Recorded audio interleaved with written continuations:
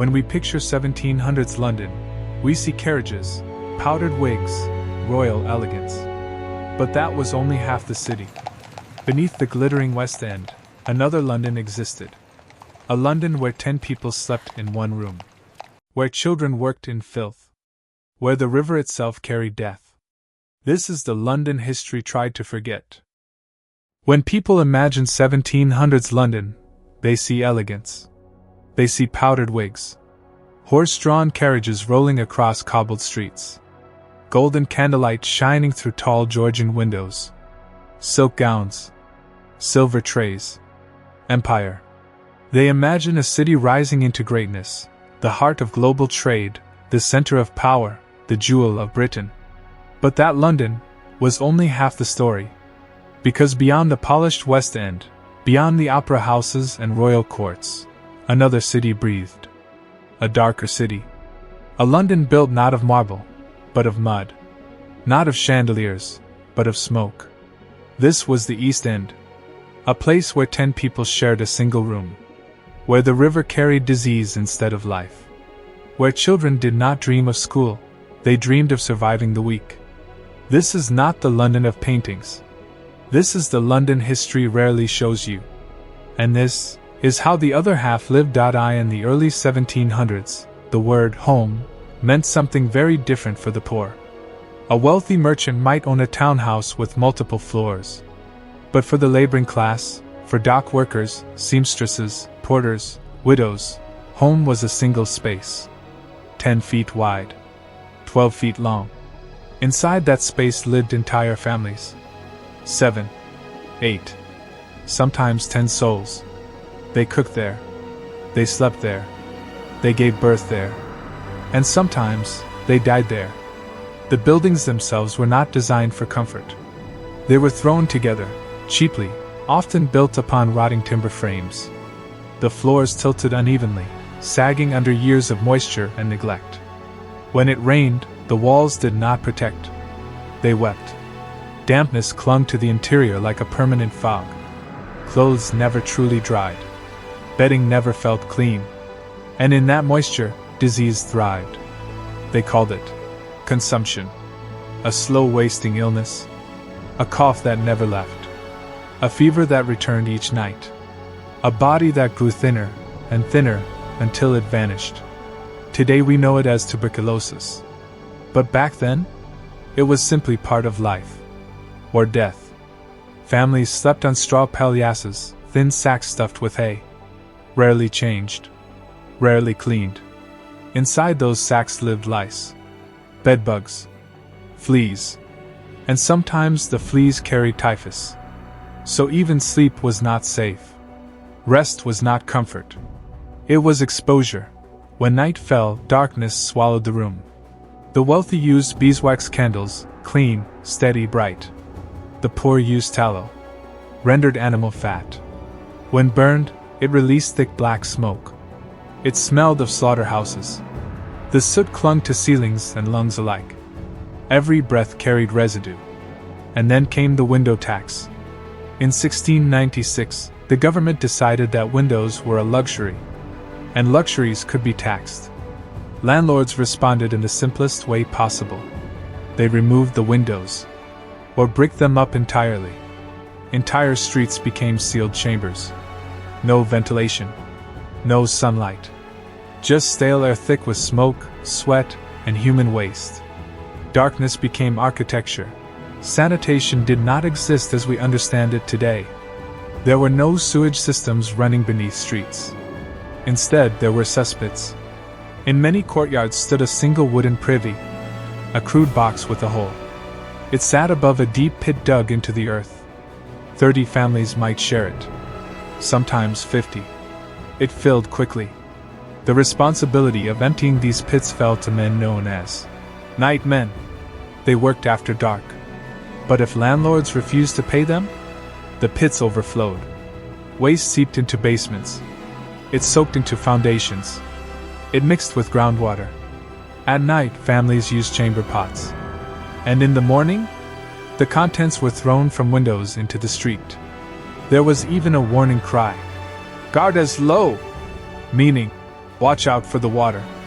But it was not water. It was sewage. The streets had gutters called kennels, running down the center. Everything flowed there. Human waste. Animal carcasses. Rotting vegetables. Blood from slaughterhouses. And when it rained, the mixture flooded into homes. The River Thames was London's lifeline. It powered trade. It carried ships. It made the empire rich. But it was also the city's sewer. Industrial waste poured into it. Human waste drained into it. Dead animals floated through it. Yet it remained the main water source. Water sellers carried buckets from the river and sold them in the streets. The water was often brown, clouded, alive with invisible organisms. People didn't understand bacteria. They called them animalcules, tiny creatures seen only through primitive microscopes. They did not know these creatures caused cholera, typhoid, dysentery. They simply knew that sometimes entire families would be healthy one week and buried the next. In wealthy homes, childhood was protected. In poor homes, it was brief. If you could walk, you could work. Schools were not for laborers. A child's value was measured in pennies. Mudlarks were children who scavenged the banks of the Thames at low tide. They searched the mud for nails, coal fragments, scrap metal, anything that could be sold. Their hands were permanently stained black. Their feet cracked from cold water. And the river was not gentle. Many slipped beneath its surface and were never found.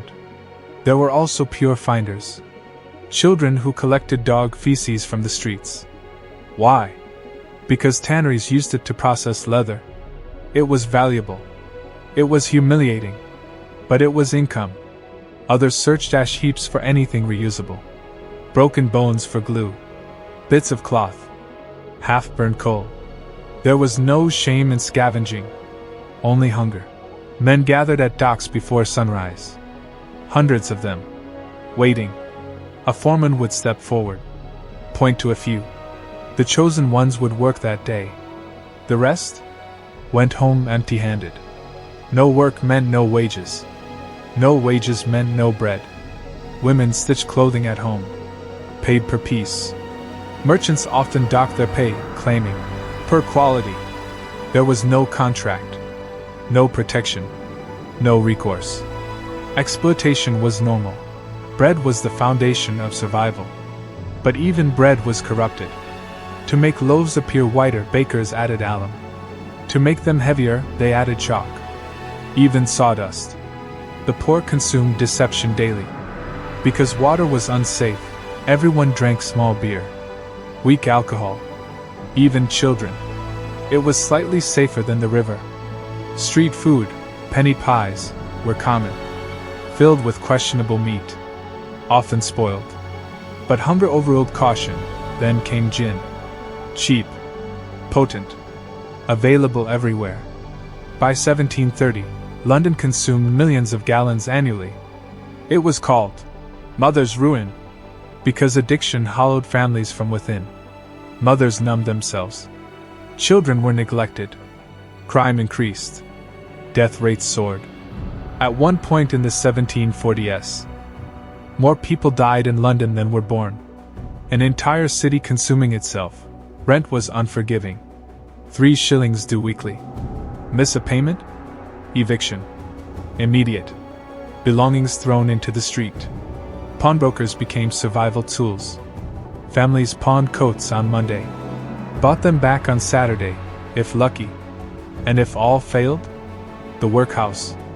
A place designed not for comfort, but deterrence.